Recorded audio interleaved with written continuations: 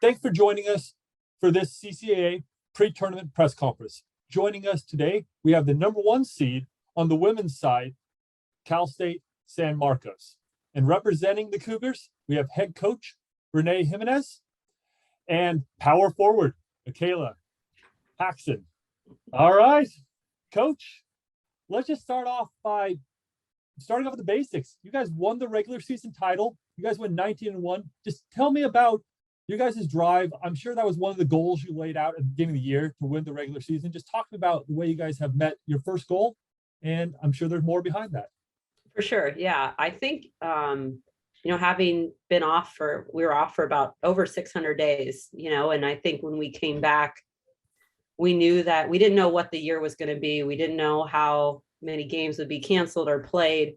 And one thing I'll give a lot of credit to our team about is they knew that if they wanted the opportunity to win the conference, they were going to have to do everything in their power to play games and stay healthy and stay in. And I'll give them a lot of credit. Like we every week we talked about making good choices and good decisions off the court, which allowed us to play 20 conference games. It might have been the most in the conference.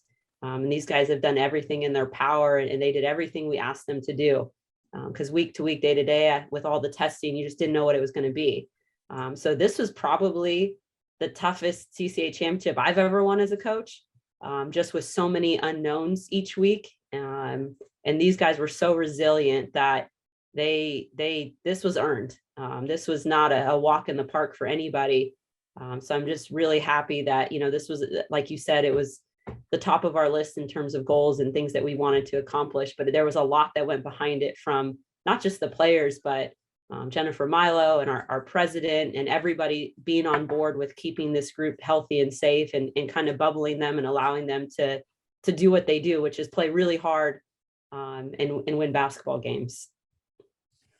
Michaela, I have a couple questions for you, but before we get into the nitty gritty, I'd like to talk to you about the other side of that. As Coach Jimenez mentioned, it was great to win the conference, but the other one that came out of that is you guys got a first round bye out of that. Meaning when you go up there, I'll just be honest, you don't have to win back-to-back games rather than winning 3 straight to win a conference title. Just how important was it to set yourself up for the opportunity to go up and only have to win 2 rather than 3? Oh, it's super nice. We're lucky that the CCA changed that.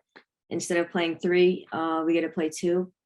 But yeah, we were talking about, I'm kind of like a redshirt senior, so I'm kind of old now, you know what I mean? So on my body, it's way easier to play 2 instead of 3. So yeah, we're really pumped about that, and being able to get a chance to watch the other teams play and fight it out to see who we get to play.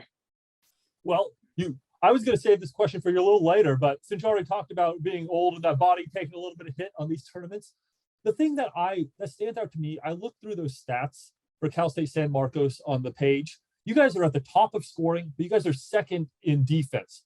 How do you guys stay so committed on both ends of the floor to be so high up? Because let's be honest, it is about effort to be high up in both those categories. That starts with coach.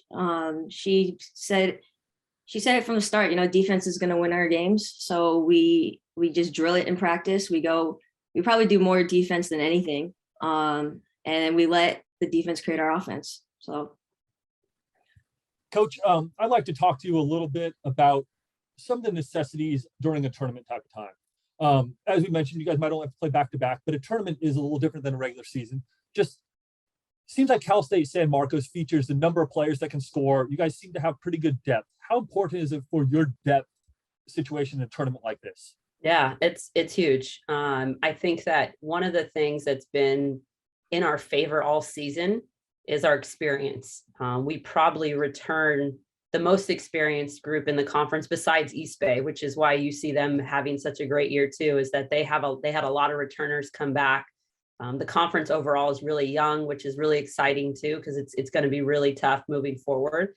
But one thing about our group is you kind of have to pick your poison. We obviously have a great inside game with Jordan Vasquez and Kate Carlson, but we also have a ton of guards that can score. We shoot the ball really well from the perimeter.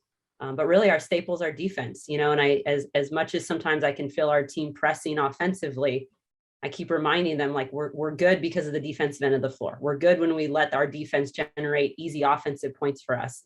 and when we can get out and play fast and do all those things. So for us, being able to sub with great depth is a huge advantage. It's an advantage when we get in foul trouble. It's an advantage when we're playing those back-to-back games. When we can have those leads, we're able to kind of rest some people. So all of those play a huge factor, as you and Joe both know, seeing conference tournaments, seeing regionals. Get to regionals, you got to win 3 games in 4 days. And so you want to have fresh legs going into this. We have a great strength and conditioning coach. And our kids are really bought into that. We're doing yoga, a couple times a week. So we're doing everything we need to do before the game, post game, to be able to maintain our fitness. And I think we're in great shape. We've been, knock on wood, we've been really healthy all year, with a couple little bumps along the way. But that's part of it. When you get to this point of the season, your health is a big deal of how far you can go, and how many games you can win back to back. And the stars have to align too. Part of it's just luck. And everybody knows that. So I think that depth is a really big part of it, as well as being able to score, our 5 starters into 6, 7 kids on our bench that you're going to have to decide what you want to take away. And that means the other guys got to step up. And we've had that happen multiple times this year. And so everybody, Kayla will have a game where she has 8 or 9 points, and our bigs have, 32 between the 2 of them. And so that's just something that our team doesn't worry about. We don't worry about who's scoring as long as we're getting the win at the end of the day. And that's a testament to the culture that Akayla and her teammates have created. That's fantastic. Thank you, Coach. I'm going to put the question over to Akayla. You rattled off a bunch of them, but Akayla, besides the stuff that really goes into the stats, what do you feel is your team's greatest strength? Maybe something that doesn't show up in the box score, but something that you would say, hey, this is something we do really well. I think just our love for the game and our passion. I think our bench has the best energy in the whole conference, just keeping everybody ready to go, pumped up. It just makes it fun. And when we play for fun and play for each other, it's going to create a great outcome. So that's what we do. I'll add to that, Danny. I think roles are important on any team, and everybody on our team is important to this group. And that's where Kayla's talking about our bench and how big of a deal they are in terms of our scout prep, how much energy they bring during the game. And if you have a team that can accept roles, regardless of what those are, you're going to have a really successful culture, and you're going to have a really successful program. And everybody, they all stay ready. We've talked about that all year. Everybody needs to stay ready, because with COVID, we just didn't know what was going to happen. And so it's every morning, an hour and a half before practice, the entire group's in the gym getting shots up before myself or our assistant coach even get there. And that's the culture that Akayla and Kelsey and Dinah have created here. It's kind of non-negotiable, I think, for them. And that's what's really cool about it. Coach, Kayla, that was just so great to just hear a little bit about just some insights into your program before you start the CCA tournament. As we mentioned, Cal State San Marcos does have the opportunity. They earned their first round bye, and they will not play until Friday, March 4th. Their first game will be at 2:30 against the winner of the 4-5 matchup, which is Cal State Dominguez Hills and Chico State. So, Akayla, Coach Jimenez, we look forward to seeing you up in Arcata. Thank you for joining us today. Thanks, Danny. Thanks, Joe.